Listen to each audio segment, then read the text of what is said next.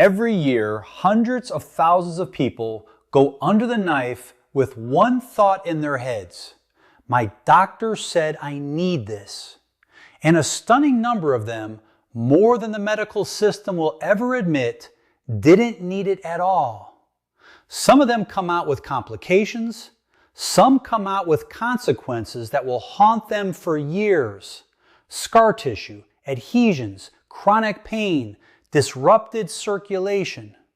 And here's the part that should make you stop cold. This isn't about rare surgical errors or rogue physicians. This is a systemic pattern. Operations are being recommended not because they are medically necessary, but because that is how it has always been done. Because it is faster, easier, and let's be honest, because someone profits from it. I spent 15 years watching this play out in real patients. I've seen people walk into a clinic with a small problem and walk out with a big one. I know what it looks like when a person's life is altered by a decision that should never have been made. And I think it is my duty to say this out loud. Today I'm talking about 5 operations I would not have done on myself, and that, in all likelihood, are unnecessary for you too. The system doesn't make money keeping you well. It makes money treating you. Your next appointment is not where you're going to hear this. Subscribe and like if you want the truth. Let's start with the first operation. It is called diagnostic laparoscopy.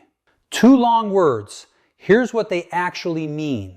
Laparoscopy is a procedure where a surgeon makes small punctures in the abdomen, inserts a tiny camera through those punctures, and looks at what is happening inside the abdominal cavity. The word diagnostic means the goal is not to treat anything, it is purely to establish a diagnosis. In other words, the person is being surgically operated on in order to figure out what is wrong with them. Let me walk you through exactly what happens, because the details are what they will never explain to you. The surgeon takes a specialized clamp, grabs the skin near the navel, pulls it taut, and drives a metal tube through the abdominal wall. That tube is called a trocar. This is not a fine needle. This is a hollow metal shaft with a sharp inner rod. The rod punctures through the layers of the abdominal wall, then it's removed, and an optical device, the camera, is fed through the remaining tube into the abdominal cavity. But here's the problem. The abdominal cavity is not an empty room. Inside, you have tightly packed intestines, a stomach, a liver. For the camera to see anything, space has to be created. To do that, carbon dioxide gas is pumped into the abdomen. The person is literally inflated from the inside. The abdominal volume expands.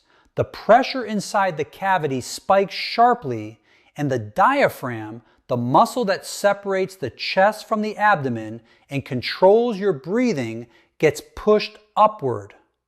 Breathing becomes shallow and labored. If the surgeon needs to examine the pelvic region, the organs of the urinary and reproductive system, the patient is also tilted, legs raised, head lower than the torso.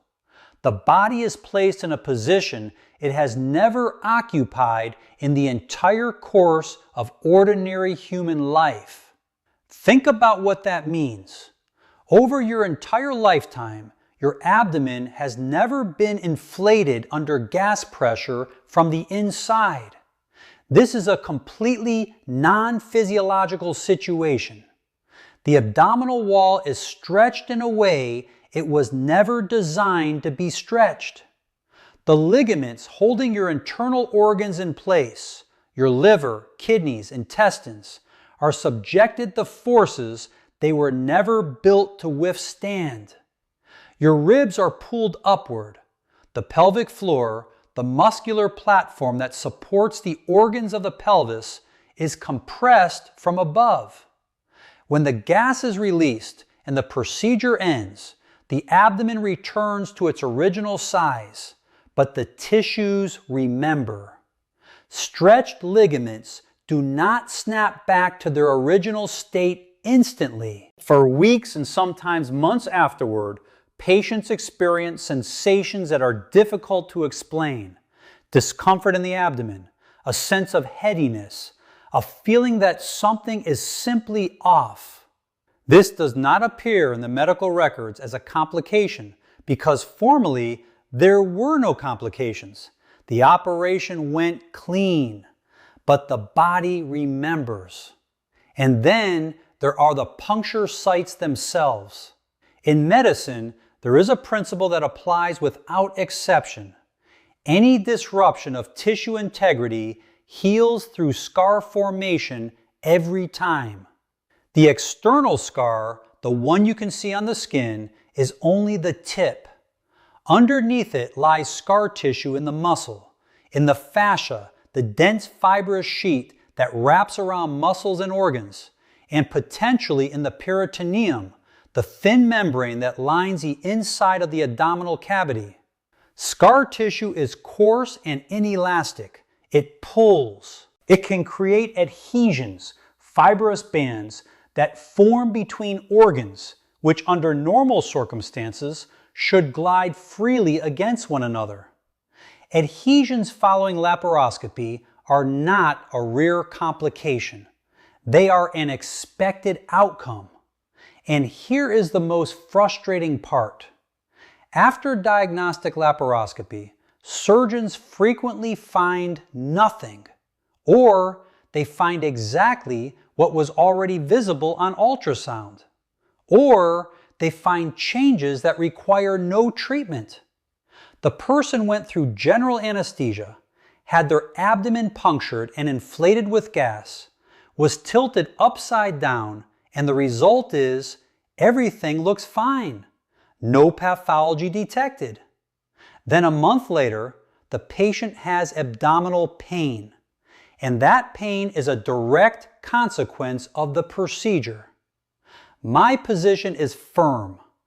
Diagnostic laparoscopy is acceptable only when all non-invasive methods, meaning methods that involve no punctures, no incisions, have been fully exhausted and have provided no answer, and when the clinical situation demands an urgent decision. Modern medicine has access to high-resolution ultrasound, MRI, magnetic resonance imaging, with multiple contrast protocols, CT scanning, computed tomography, and laboratory panels with a broad range of diagnostic markers.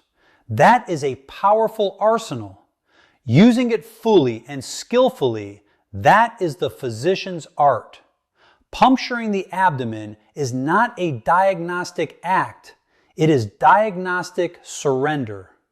The second operation I want to address in depth is a surgical repair of an umbilical hernia. Let's start from the beginning, because understanding the mechanism is everything here. A hernia is the protrusion of an internal organ or part of one beyond the cavity it belongs in, pushed out through a weak point in the surrounding wall. In the case of an umbilical hernia, that weak point is in the front of the abdominal wall at the navel.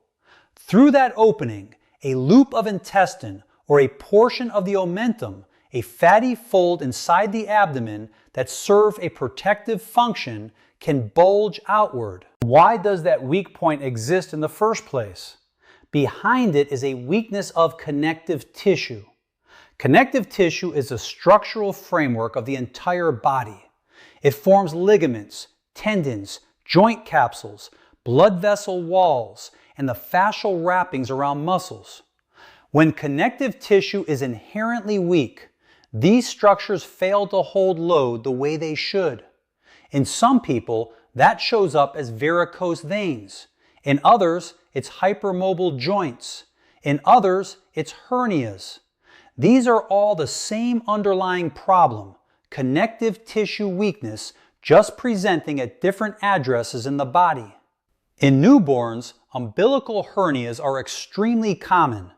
By various estimates, they occur in approximately 1 in 5 infants. After the umbilical cord is cut, the umbilical ring, the opening through which the cord's blood vessels passed, is supposed to close. In the majority of children, it closes on its own over the first few years of life. By the age of 5 to 7 years, school age, the overwhelming majority of umbilical hernias in children have resolved entirely without any intervention. They simply disappear. Because the connective tissue matures, the muscles strengthen, and the umbilical ring closes itself. Surgeons know this, and yet operations are frequently offered, sometimes to children of 2 or 3 years old. The surgical logic has a certain internal consistency. A sutured ring definitely will not reopen. But the real question is different.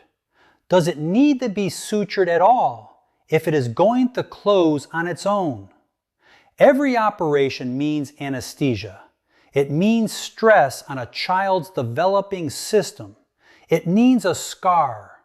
Why accept all of that when nature will handle it without a scalpel? There are genuine situations where surgery is necessary.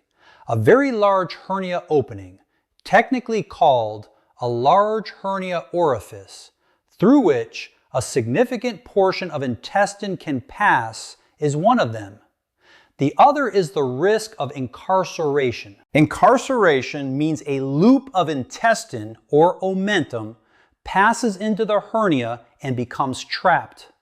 The blood supply is cut off and tissue necrosis begins. Necrosis means the tissue dies. That is an acute emergency requiring immediate surgery. If a segment of intestine is already dead by the time the patient arrives, it must be removed and the remaining ends rejoined. That procedure is called intestinal resection with anastomosis, and it carries far greater risk than a routine elective hernia repair. Those are the cases where earlier intervention was genuinely warranted, but those cases are the minority. The majority of umbilical hernias, especially in children, do not incarcerate and they close spontaneously. My practical advice: if you or your child has been diagnosed with an umbilical hernia and surgery has been proposed, do not rush. Ask the surgeon specific questions. Ask what the actual risk of incarceration is. Ask what size the hernia orifice measures. Ask whether watchful waiting is a legitimate option. If the answers are vague, go to another surgeon, then a third. If all three say surgery is indicated, there are grounds for it. If opinions diverge, you have both time and choices. Now, what you can actively do on your own. There is one exercise I recommend to every patient I see with any abdominal wall hernia, umbilical, inguinal, femoral, or linea alba. This exercise strengthens the transverse abdominal muscle. Let me explain what that is. The transverse abdominis is the deepest layer of the abdominal musculature. It wraps around the torso like a natural corset, and its primary function is to hold the internal organs in place and maintain intra-abdominal pressure at a stable, healthy level. When this muscle is weak, pressure inside the abdomen does not distribute evenly. It concentrates at the weakest points. The umbilical ring is one of them. Here is the exercise.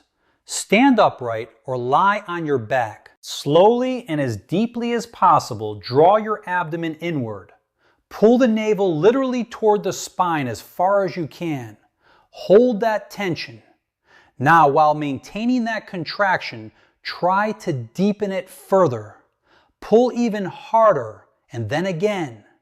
Keep going until you feel a deep burning in the abdominal muscles, until you've reached your true limit. Then a slow exhale and full release. Do this daily. Within a week, you will feel the abdomen pulling tighter. Within a month of consistent work, the effect will be visible.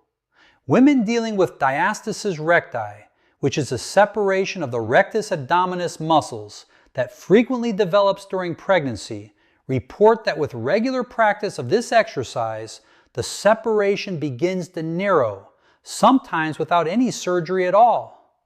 There is another mechanism worth understanding here. Behind many abdominal wall hernias is visceral ptosis, the downward displacement of internal organs. The intestines shift downward, press against the front of the abdominal wall from inside, and increase pressure directly on the weakest points, the hernia openings. If the goal is to stop a hernia from growing and avoid an operation, the cause must be addressed. Strengthen the muscular corset and correct the organ displacement. This is achievable. It works. I have seen it work in my patients many times. Now we move to the third operation, and this one will surprise many of you because I am talking about an intramuscular injection, a shot. Is a shot in the gluteal muscle an operation? Yes. From a strict medical standpoint, it is a minor surgical procedure. That is not a metaphor or an exaggeration. That is the classification. By definition, any operation is an intervention in which the integrity of the skin and underlying tissues is violated. An intramuscular injection meets that definition completely. And like every operation, it carries requirements for sterility, specific technical demands, and complications. Let me walk you through exactly what happens to the tissue with every injection. The needle enters the skin, passes through the subcutaneous fat layer, and penetrates into the muscle. Along that entire path, it is cutting and displacing tissue. That is mechanical damage. Then, the medication is injected under pressure. It does not simply fill a waiting space. It forcibly separates muscle fibers, creates a cavity in the muscle tissue 1 to 5 milliliters in volume, depending on the dose. Then, the needle is withdrawn. The body begins repairing the damage, and it repairs it the only way it knows how, by forming scar tissue. 1 injection, 1 scar. Small, functionally almost imperceptible. 10 injections, 10 scars. A course of 20 intramuscular injections, and the muscle begins to resemble something considerably denser and more rigid than living elastic tissue. I worked as a nurse in an oncology ward, and we had patients who came back for repeat rehabilitation courses who received long vitamin injection series. Some of them had gluteal muscles that had become literally hard. To get the needle in, you had to apply noticeable force. That is not colorful language. That is a clinical fact I witnessed firsthand. Oil-based solutions are particularly aggressive in this regard. These include fat-soluble vitamins, vitamin D, vitamin E, vitamin A, and certain hormonal preparations. A water-based solution is absorbed into the bloodstream relatively quickly after injection. An oil-based solution dissolves slowly, sometimes very slowly. That means a foreign substance sits inside the muscle for an extended period, sustaining an inflammatory response. Inflammation becomes scar tissue, and the scarring from oil-based injections is coarser, denser, and more functionally significant. Now the complications. The mildest is local tenderness and palpable hardening at the injection site. More serious is an infiltrate, a firm, persistent lump of medication and inflammatory fluid that does not resorb on its own. More serious still is an abscess. That is a pus-filled cavity inside the muscle. I worked in a department of purulent surgery, and I saw those patients. Their gluteal region was opened surgically. Drainage tubes were placed to allow the pus to flow out, and they were unable to sit or walk normally for weeks. It all began with a harmless injection. Infection can occur even with full sterile technique in patients with compromised immunity, with diabetes, or when circulation in the area is already impaired by prior scarring. There is one more risk that is rarely discussed. The sciatic nerve passes through the gluteal region, the largest nerve in the human body. It governs both movement and sensation throughout the entire leg. If the needle contacts it, the result is sharp pain, numbness, and impaired leg movement. In severe cases, permanent neurological deficits. This is precisely why injections are given in the upper outer quadrant of the gluteal muscle, where the nerve does not pass. But proper technique demands real skill, and not everyone has it equally. I have heard from patients. One nurse gave me a shot and I felt nothing. Another gave me one and I was dragging my leg for 3 days. That is not random variation. That is the difference in technique. The practical takeaway is simple. If a medication exists in tablet or capsule form, take it by mouth. The bioavailability, meaning the percentage of the substance that actually reaches the bloodstream in modern oral formulations, is comparable to injectable forms. Vitamins in capsules work no worse than injections. Antibiotics in tablet form are equally effective as injections for the vast majority of infections. There is no reason to fill your muscles with scar tissue for an effect you can get without it. Injections belong only where there is truly no alternative. Emergency situations, compromised gastrointestinal function, or medications that have no oral form. The fourth operation is surgical facelift, known in medical terminology as rhytidectomy. In plain terms, through incisions along the hairline and behind the ears, a surgeon tightens the skin and muscles of the face, removes excess, and fixes everything in a new position. The goal is to smooth wrinkles and restore the jawline. On the surface, an appealing idea. In practice, an intervention with risks that are fundamentally different from operations performed on other parts of the body. Start with the scars. Every incision produces a scar. In the facial region, that means disrupted blood circulation along the entire perimeter of the incision. Scar tissue does not conduct blood as efficiently as healthy tissue. The skin, fed by vessels that pass through a scarred zone, receives progressively less oxygen and fewer nutrients. The result? That skin ages faster. Here is the paradox. An operation designed to fight aging accelerates aging. Not immediately, but it does. The second issue involves the muscles of the face specifically. These are a uniquely different group of muscles. Unlike every other muscle in the body, facial muscles do not attach to bone. They attach directly to the skin. That is precisely why we can express emotions. We can smile, frown, raise our eyebrows. The facial muscles are connected through a network of fascia, dense connective tissue sheaths to the rest of the body. The jaw muscles, the neck muscles, the trapezius that extends down to the shoulder blades. This is not theory. This is anatomy you can verify on yourself right now. Close your eyes and tune into your body. Scrunch your entire face with maximum effort.